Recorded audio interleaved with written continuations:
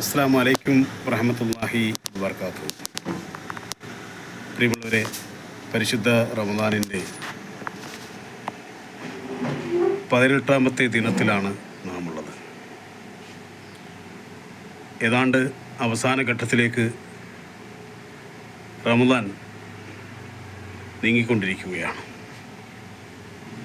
ഏതാനും ദിവസങ്ങൾ കൂടി കഴിയുമ്പോൾ റമദാൻ നമ്മെ വിട്ട് വിട പറയും. കഴിഞ്ഞുപോയ ദിവസങ്ങളിൽ നമ്മളുടെ ഇബാദത്തുകൾ, നമ്മുടെ നമസ്കാരങ്ങൾ, നമ്മുടെ ദിക്റുകൾ,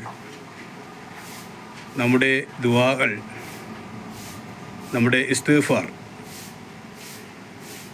നോയമ്പുമായി ബന്ധപ്പെട്ട നമ്മുടെ ഇബാദത്തുകൾ എത്രത്തോളം നമ്മൾ പരിപൂർണമായി നിർവഹിച്ചു, എത്രത്തോളം നമുക്കതിൽ സാറ്റിസ്ഫാക്ഷൻ ഉണ്ട്, പരിപൂർണമായ നിലയിൽ നമുക്കത് നിർവഹിക്കാൻ സാധിച്ചിട്ടുണ്ടോ എന്ന് നാം ഒന്ന് ചെറുതായിട്ടൊന്ന് തിരിഞ്ഞു നോക്കണം.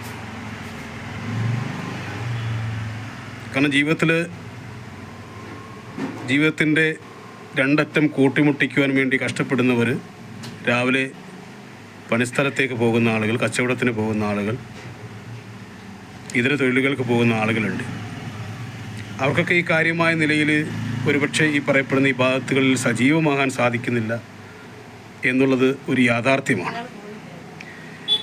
എന്തുതന്നെയായിരുന്നാലും കഴിവിൻ്റെ പരമാവധി കിട്ടുന്ന സമയങ്ങൾ നമ്മൾ ഇബാദത്തിന് വേണ്ടി മാറ്റിവെക്കുകയും രാത്രി കാലങ്ങളിൽ അധികരിച്ച ദുആ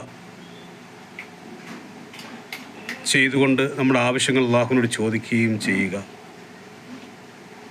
സമയങ്ങൾ നമ്മൾ പരമാവധി കണ്ടെത്തിക്കൊണ്ട് പരിശുദ്ധ റമദാനിൻ്റെ ഈ നല്ല സമയങ്ങളെ, ഈ ഓഫറുകളെ പരമാവധി പ്രയോജനപ്പെടുത്തിക്കൊണ്ട് ഇൻഷാ അല്ലാഹ് പരിശുദ്ധ റമദാനിൻ്റെ എല്ലാവിധമായ പുണ്യങ്ങളും കരസ്ഥമാക്കുവാൻ നമുക്കെല്ലാവർക്കും അല്ലാഹു നല്ല തൗഫീക്ക് നൽകുമാറാകട്ടെ.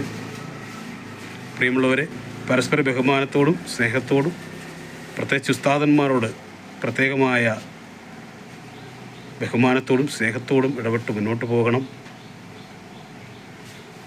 പല പള്ളിയിലെയും ഉസ്താദന്മാർ നമുക്ക് വേണ്ടി വലിയ ഹിദമത്തുകൾ ചെയ്തുകൊണ്ട് അവർ നമ്മുടെ പള്ളികളിൽ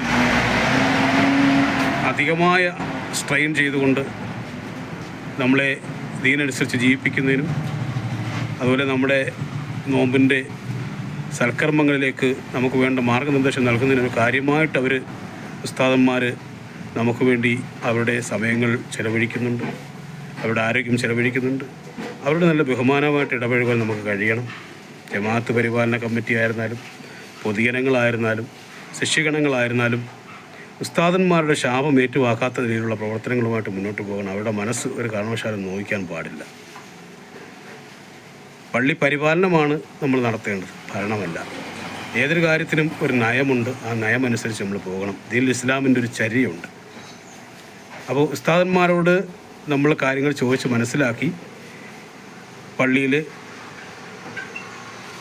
നോയമ്പുമായി ബന്ധപ്പെട്ടിട്ടുള്ള കാര്യങ്ങൾ എന്തൊക്കെയാണ് ചെയ്യേണ്ടത്, അതിൻ്റെ പ്രവർത്തന ശൈലി എങ്ങനെയാണ്, നമ്മുടെ നാട്ടിൽ എങ്ങനെ ദീനിൻ്റെ ദാപത്തിൻ്റെ പ്രവർത്തനങ്ങൾ നടത്തണം, എല്ലാ ജനങ്ങളിലേക്കും പരിശുദ്ധ ദീൻ എത്തിച്ചു കൊടുക്കുന്നതിനുള്ള ദീൻ്റെ ദാപത്തിൻ്റെ പ്രവർത്തനങ്ങളിൽ പരിപൂർണമായി പങ്കാളിത്തം കൊടുത്തുകൊണ്ട് മുന്നോട്ട് പോകുന്നത്, അത് നമ്മുടെ ജോലിയാക്കി മാറ്റിക്കൊണ്ട് അതിൻ്റെ പരിശ്രമങ്ങൾ കൂടി ഉസ്താദന്മാരുടെ നിർദ്ദേശാനുസരണം ചെയ്യേണ്ടത് അനിവാര്യമാണ്. അതുകൊണ്ട് ഉസ്താദന്മാരെ ചേർത്ത് പിടിക്കുവാൻ കഴിയണം. പരിശുദ്ധ റമദാനാണ്.